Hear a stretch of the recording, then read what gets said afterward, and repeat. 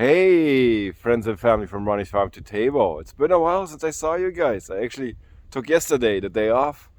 Um, just had to do a couple other things around the farm, which I didn't need to record. But I'm back at it again. And Kaiser's out there too today because it's gonna be 30 degrees. Wow, heat wave, right below freezing. So he can stay out all day, enjoy the weather, right, bud? Back there's this buddy. There. It's Buddy, our neighbor dog, who comes to visit every once in a while. So, alrighty, we have a lot of things going on today. We have to do some snow removal of this roof, then probably the old farmhouse a little bit too.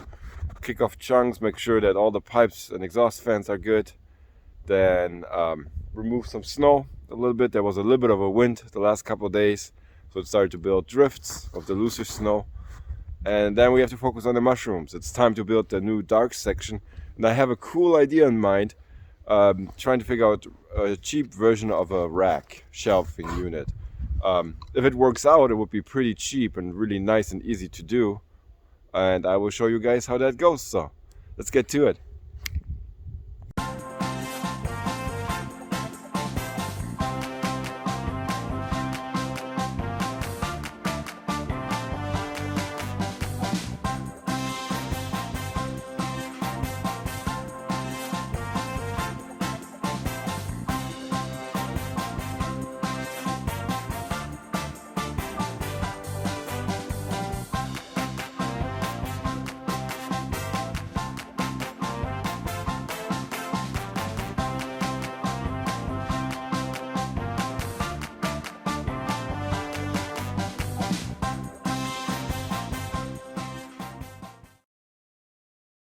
So Kaiser did let me know that he wants to go inside, right, Kaiser?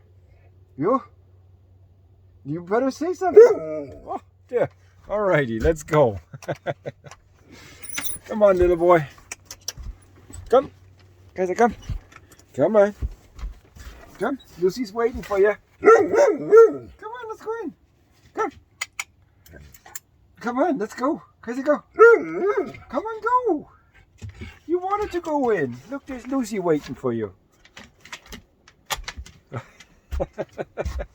Alrighty, back to work. Hey, on top of the world here. Actually, just the old building, the old farmhouse. What you see here is part of the furnace. It's the top cap. And there you usually should have it all free of snow and no ice on it. So I kicked off a bunch of chunks over there. Back here you can see a couple more things that I had to take care of. Over on that side of the house. Up there, I shoveled some of the snow and ice away. So it should be good for the next storm coming in about in a week from now. So let's go in the barn and check out what we can do in there. See you over there. Hey friends, I'm over here in the crooks in the room, and the grain spawn came in just a week and 6 days too late, but here we are. So I have to repasteurize my substrate mix that I have in here. That's been sitting here for a long time too. So I'm gonna put some moisture on top of it everywhere, and then just let it sit here instead of 6 hours, what I usually do. I'm probably gonna run it till midnight. So about 12 hours from now. So let's get to it.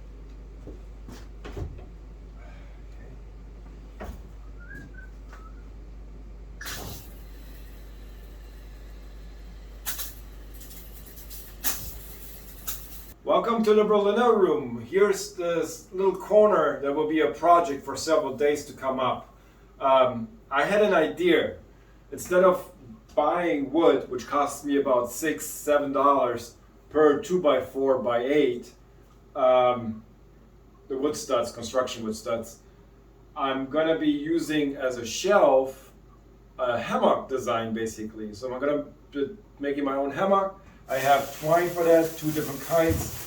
One for the outer ones, the outer lines, and then this one here for the zigzagging design. I will show you how to do it. If it works out, I think I will be saving a lot more money versus doing the shelves by wood. The nice thing about the shelves by wood is you can reuse them different ways if you don't cut them. But this way, I can actually stretch them out as much as I want and things like that, or add to it later on, and they're easy to use. So let's see how this is going to look. But first I need to build a frame, and the frame is going to be on those top beams hanging down, and then later on I will support them on the base too, but for right now just the top will be able to hold the shelves made out of these twines here. So let's get to it.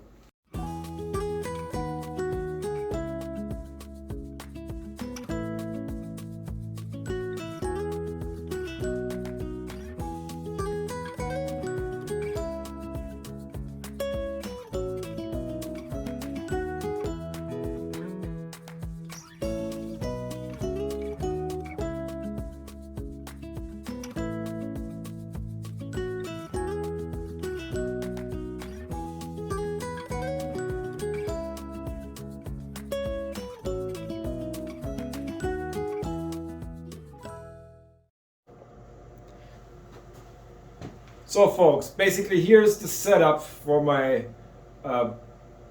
shelf hammock shelf. I don't know how we're gonna call that. See this twine on the base here and on top is a little bit thicker than the twine that I will be using next. Basically what you're gonna do now, you're just gonna take a line, make it double wide, so basically it goes on the top and on the bottom. Again here. Give yourself some length on the bottom, and then on this side you will just cut it. You can always look over on the bottom, it's not that big of a deal. There we go.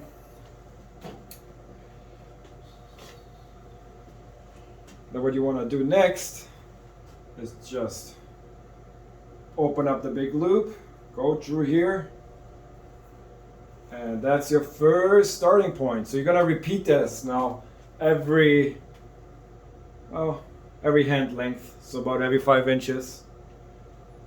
And then you start to intervene those. Maybe I got a little bit too short here, so I'm probably gonna go longer. Doesn't hurt to go too long. Then once we got all of these set up, then we can start to go in between each other and intervene. So yeah, a little bit of a project. Let's get to it.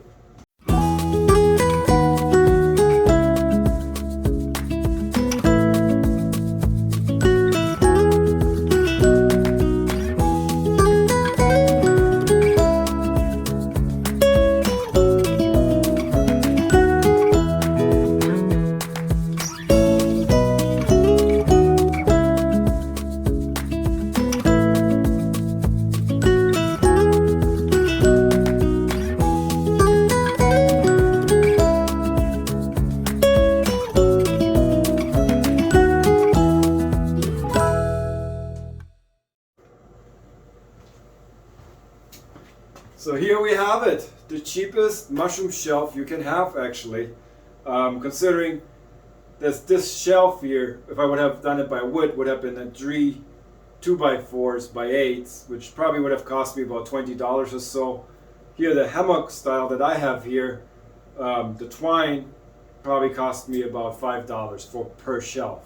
This is 8 feet long. I could have gone longer and wider.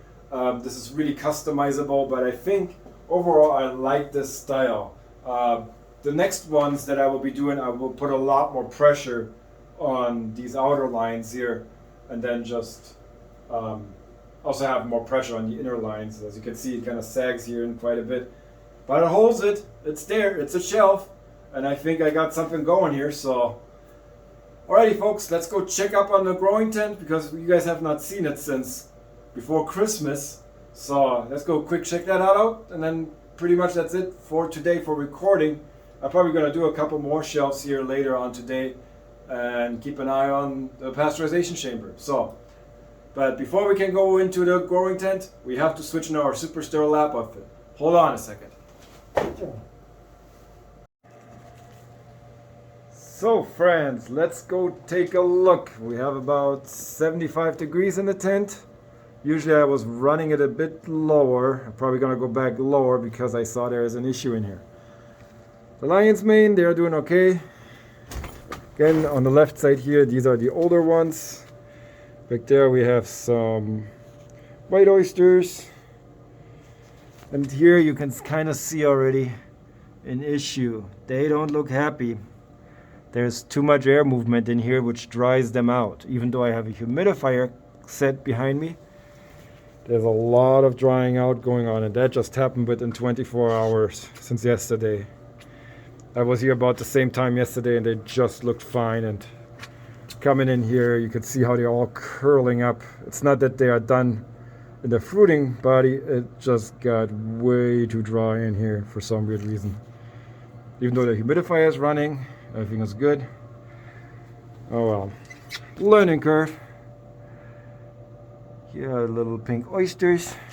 They're all a little bit happy, but you can see how they're dried out. They're not too dry, but they're not happy. So I will call this a loss. Most of them, either way, that was the batch that had the bad contamination, and I was not too happy about it. But those bags didn't look contaminated. I would never put a contaminated bag in here. But they got too dry. So that's the update from the grow tent. Hopefully the next batches will be better.